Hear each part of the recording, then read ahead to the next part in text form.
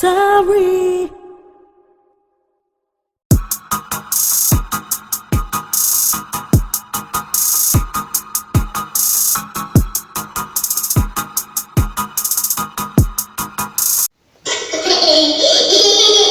CaliKidOfficial. What's up, everyone? Welcome back to another episode of the CaliKidOfficial podcast. This is episode number 11, and if you're wondering why I'm wearing this mask, over the past couple of days, I was posted up at club quarantine, so things got a bit hectic.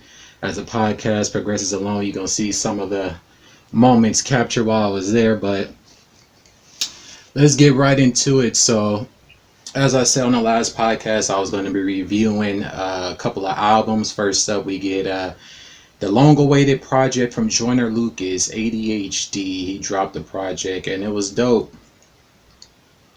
On a lot of tracks, he was spitting, particularly on I Lied, the intro.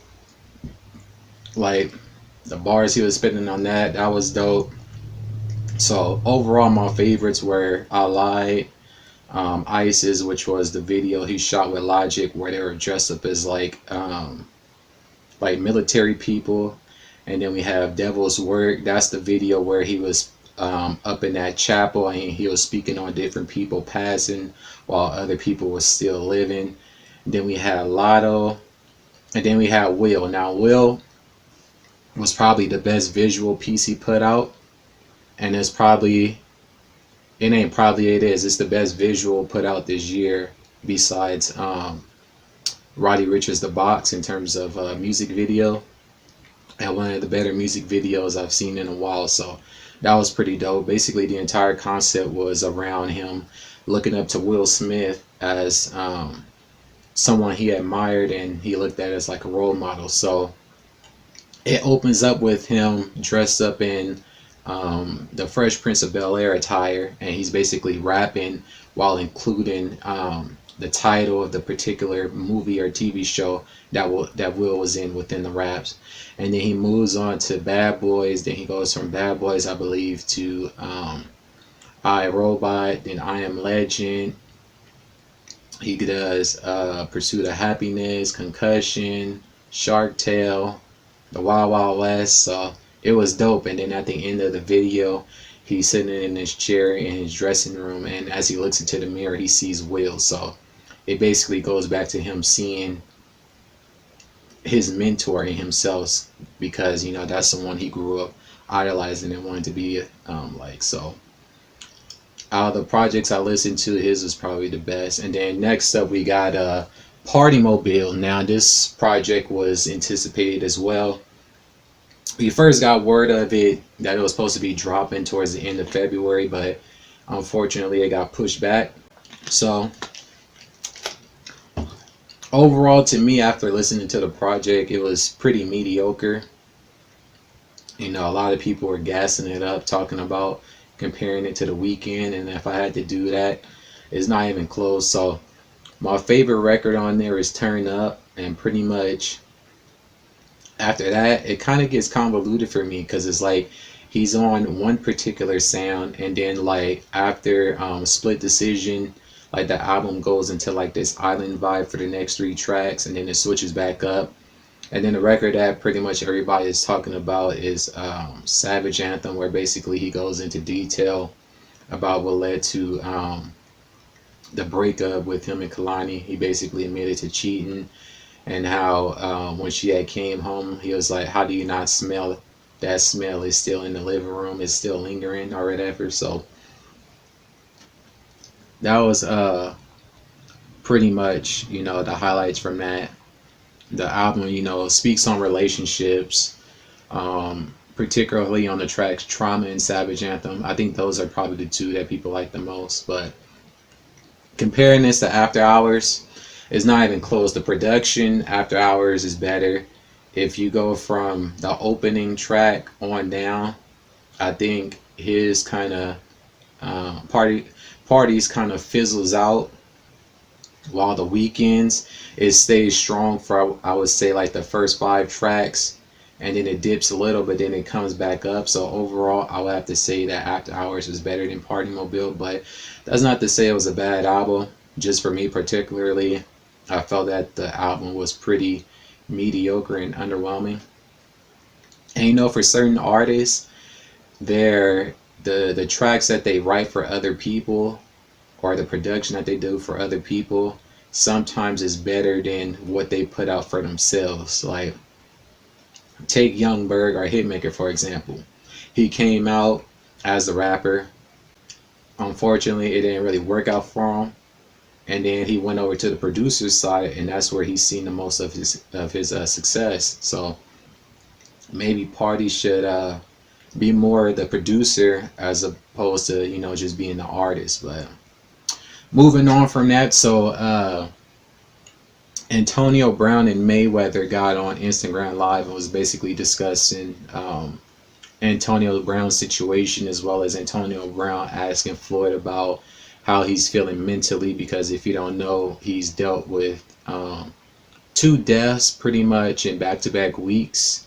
The first week, the mother of 3 of his children, Josie Harris, she passed away.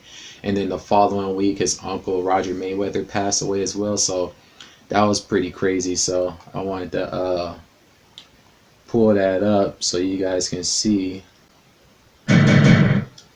Your hands like crazy glue. Every time they throw it, you catch it. And as far as the money, you know, tell them you are different from a lot of the other players. I mean, if you gotta realize, if the helmet was designed by another specific player, and we're not gonna say no specific names, then they'd be like, you know what, it's okay. Yeah. He talking about Tom Brady right here, because Tom Brady had an issue with the helmets as well. But Tom eventually, he had to switch out his helmet too, but he was one of the other players that kind of didn't want to switch helmets because he was comfortable with the helmet that he already had. He even still plays in the same shoulder pads. He even still plays in the same shoulder pads that he had during his time in Michigan. So that's another thing entirely. But let's get back into it. Yeah. But since you came from nothing to something, believe me, you know, when you're not playing no more, when you're out the NFL totally, because the team still wants you to play. I mean, but yeah, and the Bucks is tripping by not signing him. I understand. That's when somewhat. I understand there's like he has baggage due to the off-field issues, but a person's personal problem shouldn't have any bearing on what they do on a football field. But you know, with what's going on now, ain't no telling if we won't even get a NFL season this year, because a lot of stuff then got canceled. A lot. That's when they're gonna that same helmet. They're gonna go try to cut a deal behind your back. That's true. They do be doing stuff like that. When you're out of the picture, when you're out the picture totally. If Nike created that helmet, it'd be okay to be in the NFL. So when certain brands create certain things, because they're behind a lot of things, you're supposed to be in the NFL. Yeah, because Nike, I believe, is partnered with the NFL to do their jerseys. Tom Brady is one of the best quarterbacks of all time. He's not requesting you for no reason. He's requesting you because he know that, like I said before, you know, you're going to catch it. Every time they throw it to you, you're going to catch it. That's they my need to boy. let you play in the NFL, man. They need to stop worrying about what you do on the outside. You can get arrested 40 times, 50 times. Do that got something to do with you catching the ball or what you're doing on the field? And that's what we get it twisted and things twisted at. Every time I went out there, every time, I produced. Yep. Floyd, you knock him out. Listen, Floyd, you didn't knock him out. I won. Yep. Floyd, you hit him with a cheap shot. I won. That cheap shot he talking about, that's the Victor Ortiz fight. He punched him after Victor Ortiz had headbutted him. They went to I guess hug it out or whatever, and then Victor tried to do it again, and then Floyd was like, nah, and then he decked him and put him on his ass, and like after that, his Victor Ortiz career pretty much went downhill. The NFL, you get back. You know, they can't let up. There's too much talent for them to let go down the drain. Yep. So, And we need you. I mean, we need you with the Raiders. We need something in Las Vegas. Yeah, man, I'm gonna get it back, man. So we can run it back, man. Do this right. Probably not with the Raiders. The Raiders, they roster. I mean, I understand why, because Floyd, he's a Vegas native, so that's why he would say that. But the Buccaneers, they shouldn't allow outside influences to make that determination. I know they said that coaches have worked with him in Pittsburgh, but you got all types of players that ain't been in all types of different situations, and they got the chance to come back to the NFL. People involved in murders, people involved in domestic cases, and everything in between. And the only thing attached to him is accusations of sexual misconduct, which, if those things really happened, there would have been criminal charges filed and not civil. So that's something people can pretty much look into. But moving on from that, we get Carmelo and DWade on Instagram Live, and they pretty much, was discussing the time that they all went out. Carmelo, DWade, LeBron, and I think Chris Paul, they all went out to I think it was in Mexico or something. They went on vacation, and at one point Carmelo had got lost or separated from the group because he still wanted to continue snorkeling. So he basically recounts the time LeBron saved him while they was at sea. So let me pull up that thing for y'all. Pull up the video, I should say. Hold up. I gotta readjust that. But yeah, how y'all doing? Hopefully everybody out there doing okay, healthy, taking care of yourself. Got a lot of got some surprises for this one, so. Please tell the story of when we were in the Bahamas and you Okay, so they was in the Bahamas. Joe, you just brought my shit back on that. Like inside your body. With that. Yo, that's got me sweating right now. Think about that. He said it got me sweating. Where you was at, first of all? You didn't even come help me out. When? What are you talking about? I'm gonna tell you the story right now. Then we jumped off the boat. I want to get He said he didn't even come to help me out. Everybody swam to the little grotto over there underneath. Mm-hmm. And we came out. All of y'all went to the boat, and it was my fault though, because I'm still trying to see the last little bit of the barracuda snorkeling and all that. Yeah, see. It was my fault that I look up. The current is taking me in the middle of the ocean, like opposite from the boat. Oh, why you cut off? What the hell? Oh, it's my bad. I was about to say, why it cut off? But there's part two. We couldn't see you. I know. And it was windy. It was all type of shit was going on through my head. I'm gonna be honest with you. Then I look up at the boat, and I see Braun jumps off the boat like he's Superman. No, like that commercial that he had, the LeBrons, Yes, exactly. He jumped off the boat into the water. He was bringing me back with one arm. He swam with the other arm. He carrying me in one arm. I told people this story before. I said, listen, I've seen LeBron do a lot of amazing things on the court. That was special. On the court, when he went and saved Melo life. He saved my life. I can't hold you. He saved my life. That's some crazy shit. LeBron, I appreciate that. You saved my life that day. Yeah, shout out them little flippers wasn't working for me. That's crazy because Carmelo ain't a small dude, and he said that he was swimming with him and Carmelo with one hand. So wow. But yeah, that's crazy. That's crazy right there. But right there, that speaks to, the relationship, LeBron and all of them have with each other. And the rapport NBA players be having with each other, which is cool because I do believe LeBron and Melo was in the same draft class of, what year was that, 2003?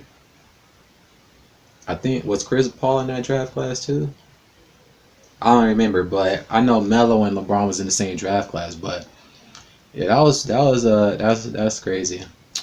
moving on from that, so we got Tory Lanez's Quarantine Radio. So if you've been living under a rock, you pretty much know about this. It's a show on Instagram Live where basically he hosts, you know, twerking contests. You have all types of different celebrities drop through, and he be playing music and everything else. So it's the latest platform on the internet right now. So he had all types of people on there. He had well, on the 31st episode, he had JoJo, who's a singer. He had DJ Akademiks.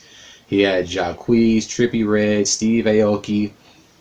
Steve Aoki was he has a indoor foam crib types of thing, like, you know, at the what is it called, the little bouncy house, indoor bouncy house things, and he was doing front flips in that.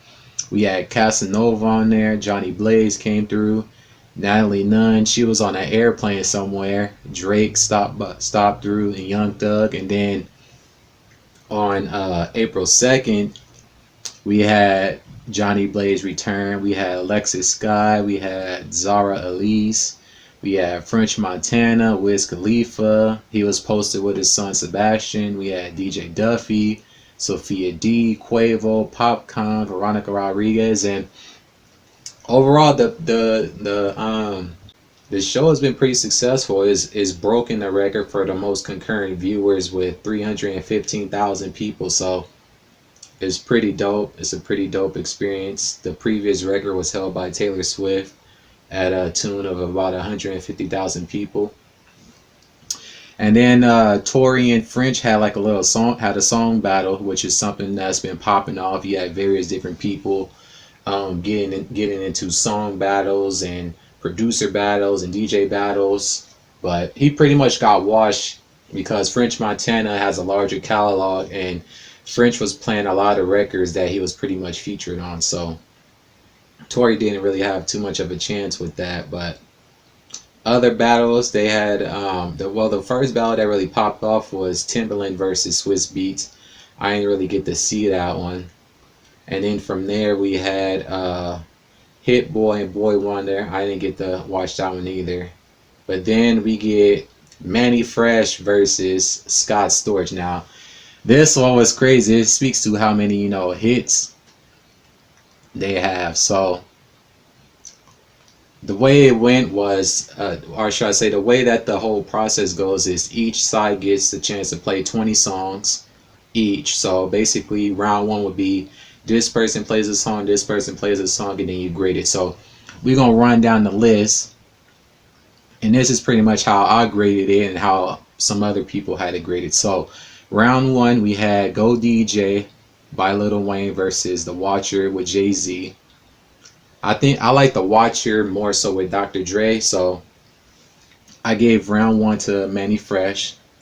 Round two was Ha by Juvenile versus Chris Brown. Give me that. Chris Brown, I thought that one was better, so I gave that one to Scott Storch. Then round three was Give Me a Project Chick versus Baby Boy with Beyonce. I gave that one to Mannie Fresh because I like the Project Chick song more.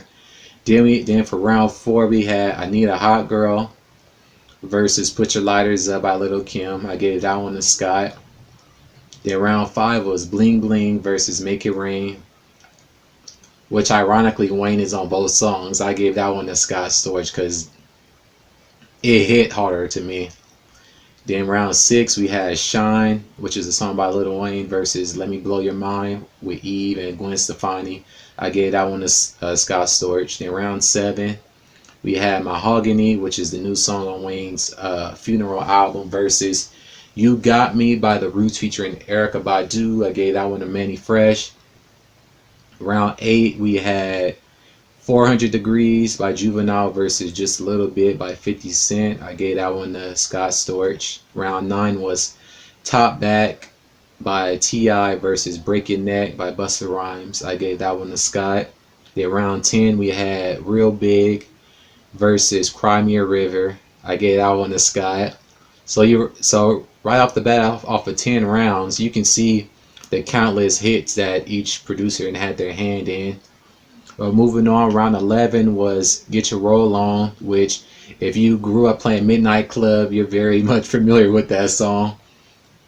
Versus Naughty Girl by Beyonce. I gave that one a sky. Round 12 was And Then What, which is a Jeezy song by Down Below featuring Roddy Ricch. I like the Down Below song more for me, which is a newer song. So I gave that one a sky. But though some other people might have gave that one to Mannie, but I gave that one a sky. Round 13, we had The Block Is Hot versus You Make Me by Jadakiss. I gave that one to Mannie Fresh. Then we had, for round 14, we had Ghetto Children by Juvenile versus Run It by Chris Brown. I gave that one a sky. Then for round 15, we had Big Things Poppin', which is by T.I. versus Candy Shop, 50 Cent. I gave that one a sky. Round 16, we had Rich Niggas by Juvenile versus Me, Myself, and I by Beyonce. I gave that the sky. So as you can see, between the two producers, Mannie Fresh is more of the club / street anthem producer, and Scott Storch is more of the versatile. He can jump into hip hop, jump into R&B, jump into rap, jump into whatever. So he has more versatility and more catalog. So this wasn't really too much of a fair fight for the two producers. But anyways, moving on, round 17, we had Way of Life by Lil Wayne versus Dance For Me by Mary J. I gave that one to Scott Storch. Then round 18, this is where it kind of got weird, because throughout the battle, Mannie came with like these pre-made skits, basically taking shots at Scott Storch, talking about his drug problems and what the fuck, bro? We're not playing R&B, bro. What the hell? He kept playing that over and over. So I was like, you came with the pre-made skits. Why didn't you come with a pre-made playlist? Because some people are saying like he didn't play certain songs. And then like he had played a remix of one of Scott Storch's songs too. So it's like dude, what is you doing? You was BSing. But round 18 was he played a remix of I'm Ready performed by Lil Wayne, which the original song is by Alicia Keys. And that went up against Lean Back by Fat Joe. I gave that one to Scott. Then ironically, in round 19, he played another remix. He remixed Lean Back, and then he played Still Fly right after that. So basically, that was like a two song versus one song.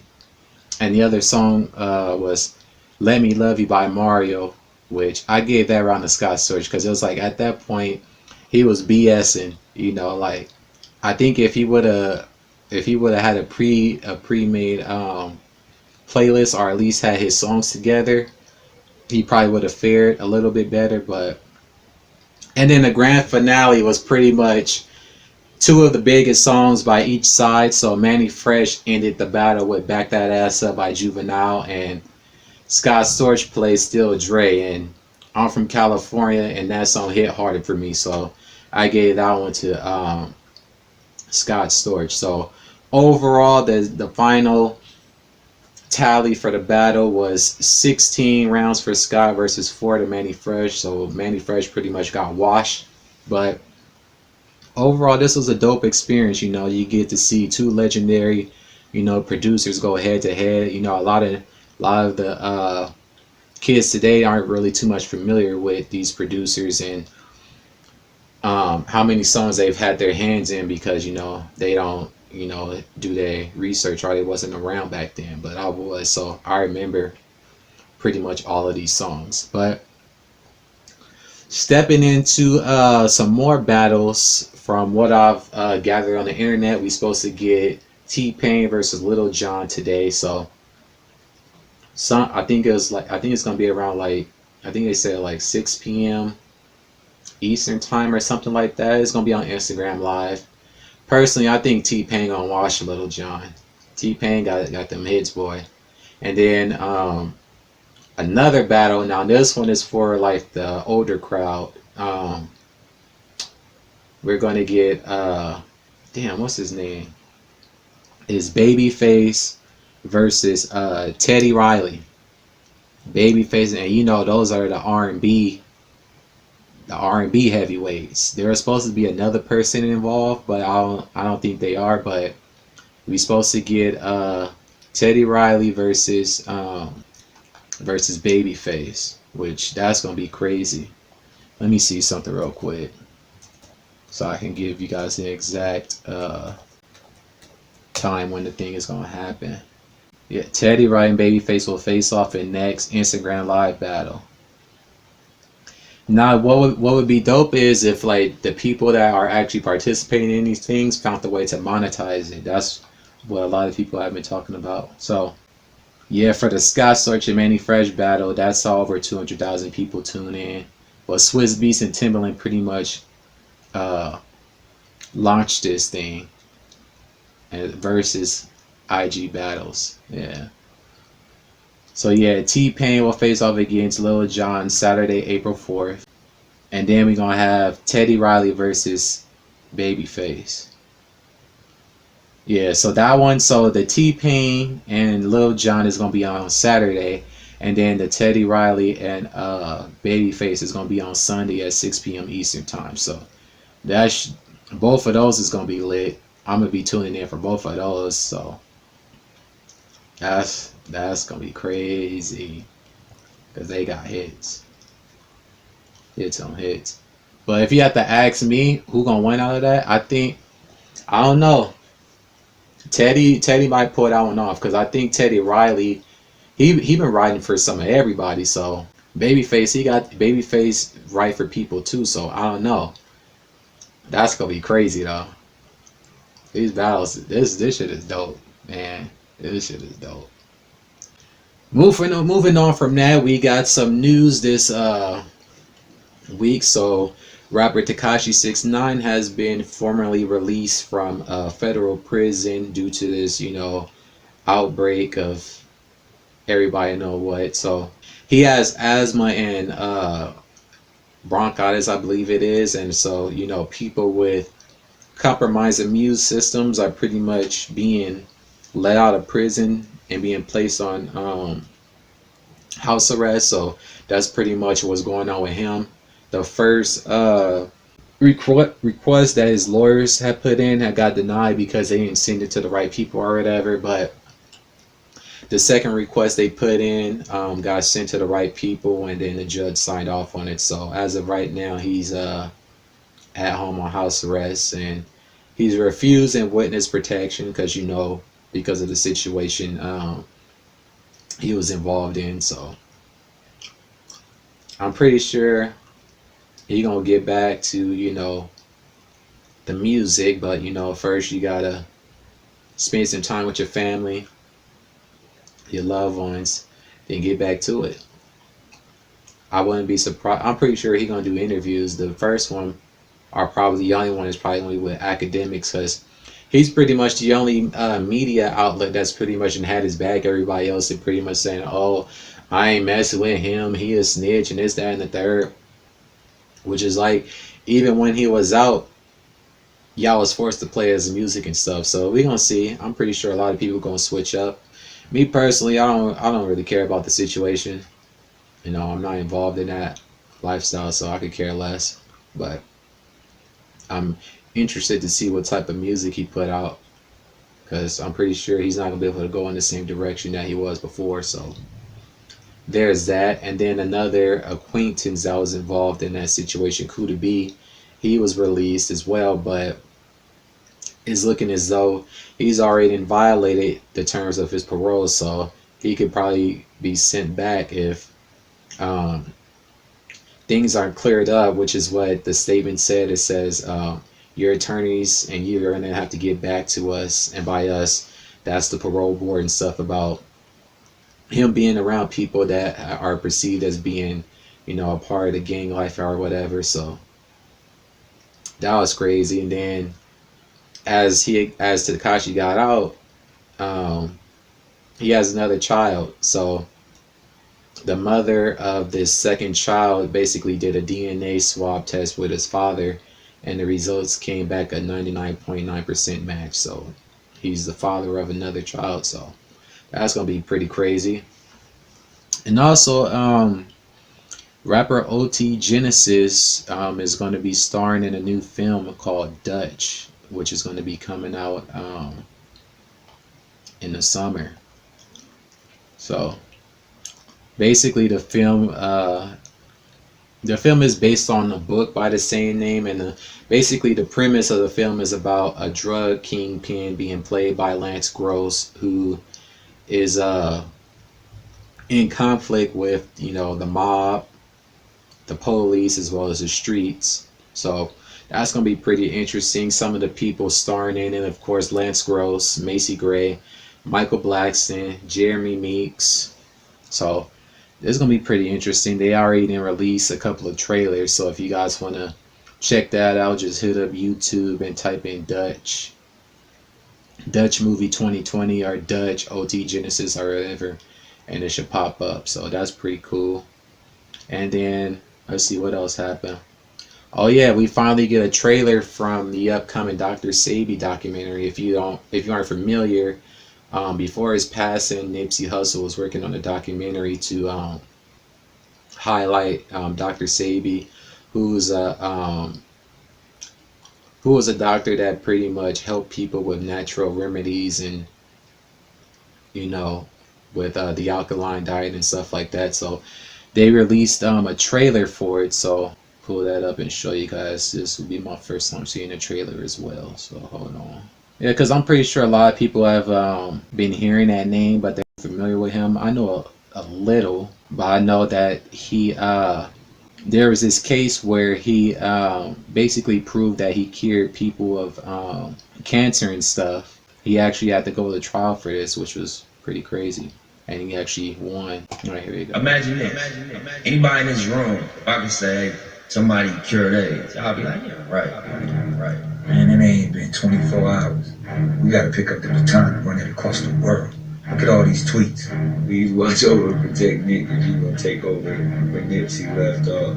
Yeah, the reason why people are saying that is because when doctors or people come out with these remedies and stuff, it's a threat to Big Pharma, and, you know, they have their hands in a lot of stuff, and they don't like when people mess with their money. So oftentimes people disappear or die unexplainably and stuff like that. So that's why people were saying that. But let's get back into it. He offered hope and life to those about to die. What they will do with AIDS is the same thing they do with everything else. They will figure out a way for you to live. But this is how the healthcare hustle works. We bring you in, you're sick, we start you on treatment protocols that are many times more toxic than what we're treating you for. it just like chemotherapy. mind-numbing to see how we can allow people It's like chemotherapy is basically radiation, and, you know, your body shouldn't be exposed to radiation. to come among us, poison us, and then live comfortable lives. He's an immigrant from Honduras who never went to school, college, or medical school. Yet the man known as Dr. Sebi claims to have found a cure for several life-threatening diseases, including AIDS. Too good to be true? Well, you be the judge. He made black people question the information that they were getting from their very own medical doctors. Trying to gear themselves not toward. only by the foreigners that are not part of our race, but we were also hoodwinked by our brothers that was trained by those people. Dr. Sebi did not have to go through university systems once he realized that the knowledge was all around him, that he was walking over medicine. All right, so we're here at TASO, the AIDS support organization in Uganda, trying to get some answers. When I told my mama that I had cured my 13 AIDS patient, she said, they're gonna get you. Today, a Brooklyn man who masqueraded as a doctor has been arrested, but that speaks to what I was talking about when you starting to, you know, cure, because if you look at it, you go to the doctor, and pretty much hospitals in general are in the business of making money. So the more people that's sick, the more money they make. The less people that's sick, the less money they make. So when something or someone threatens that, they get them out of here. by the State Attorney General. Can you cure AIDS? I have cured AIDS many times, sir, and I can cure AIDS again and again. AIDS has been cured by the Usher Herbal Research Institute. So if Sebi or the Fusion Research Institute curate. Who curates? The black race or Sabi? It is the black race. Dr. Sabi had brought so many levels of healing to our community. He, like many other could have for surely been a target of. Yeah, so there's a difference in between doctors. You have a homeopathic doctors, and then you have the doctors that prescribe you drugs. And the interesting thing is, you know, a lot of the wealthy people, they don't go to, you know, the doctors that prescribe you drugs. They do the homeopathic remedies and stuff, which is, you know, another thing entirely. But yeah, I'm looking forward to when the actual documentary drops. So we don't have a confirmation date, but it's gonna be dope. It's gonna be dope. Another thing to look forward to. So I wanted to pretty much update people on what's been going on in terms of, you know, this little epidemic. So there's as you know, they don't really, the media or whatnot don't really speak too much on, you know, the amount of people that have the case or that's been cured from it. So I wanted to go up on their website and pull up the exact what's the name, so people can have an understanding what's going on, because a lot of people have recovered from this, and that's not the thing that's being put out into the world. Only thing they really putting out is, oh, more people are getting it or whatever. So alrighty then. Alright, so as you can see, this is the Worldometer. This is basically the website that gives you an update of how many cases there are. So we have, in total in the world, we have 1,093,887 cases, 58,752 have succumbed, and 228,039 have recovered. So that's the number that people need to be aware of. Also, in terms of percentages, let's see what that is. So if we go by percentages in terms of how many people have died from it, 0.05%, so basically less than 0.5% of the people that has contracted it have succumbed to it. Now if we go look at the recovery rate is 21%. So basically the recovery rate is pretty much about 40 times higher than the death rate, which is the most important thing. So out of the active currently infected patients, 95% are in mild condition, meaning they have the least worst version of it, and 5% have the most serious version of it. So those are the statistics that people should know. And then this is the world chart. As you can see, the US, they have the most. They have double that of Italy and Spain, because as you probably been seeing on the news, people don't listen. So there's that. If you look at the US cases, about a little over 7,000 have died, 12,000 have recovered. So if you look at the deaths versus the recovery is pretty much higher than the deaths, except for the UK. Their death total is higher than the recovery, so they've been being hit pretty hard. Turkey, their recovery and death rate is neck and neck almost. Switzerland have had more recoveries, about 8 times as many recoveries as deaths. Netherlands, Canada, they only had 200, and they had over 2,000 people recover. And also Canada was one of the places, I think, that said that they was working on the cure, or they found the cure, or something crazy like that. But if you look at like a lot of the let's go down a bit, which is something that I thought was pretty interesting. If you look, most of these places right here are pretty much like island nations, so they pretty much have pretty minimum cases, if not any at all. So I think it's because they're so isolated from the world. That's why it hasn't really impacted some of these places as much.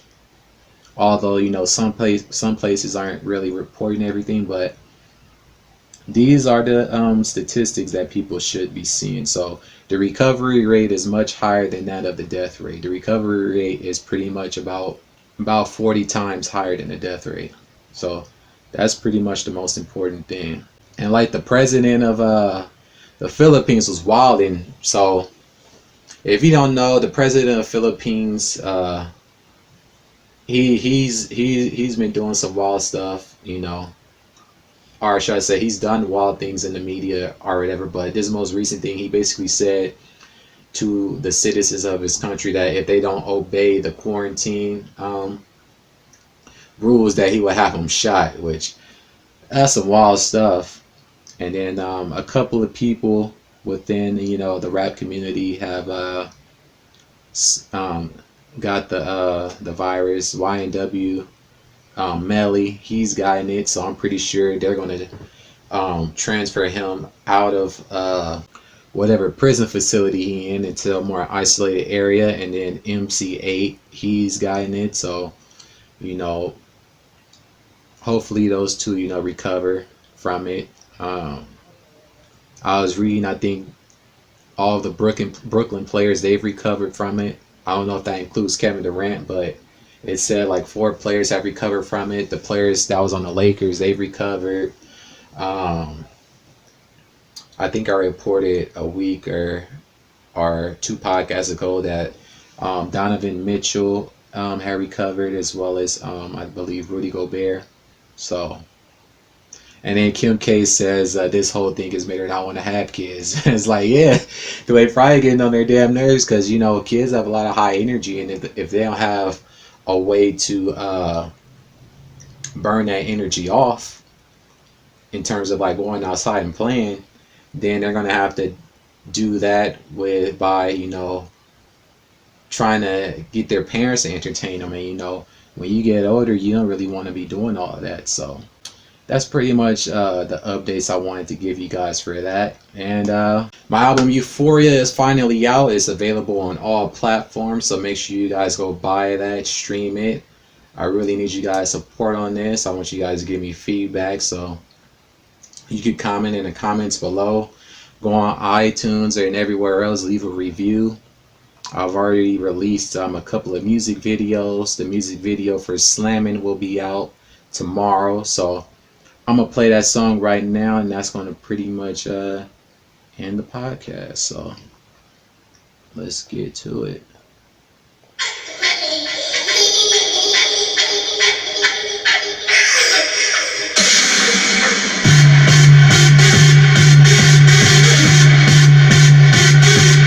CaliKidOfficial.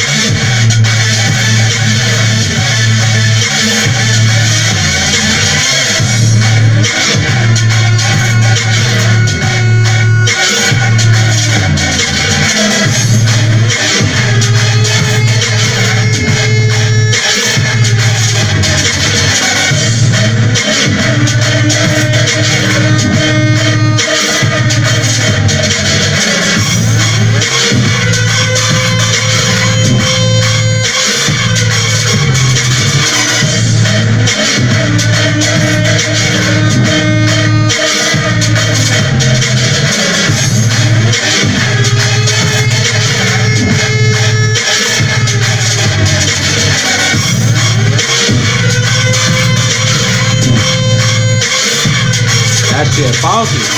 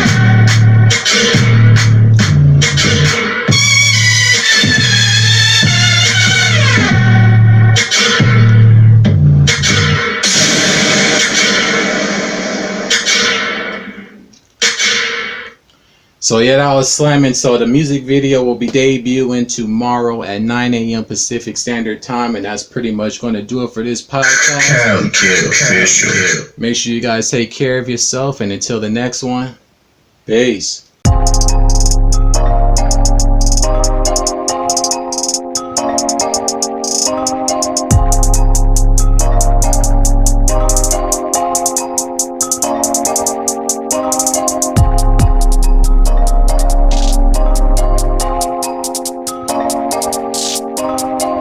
CaliKidOfficial. On the beat.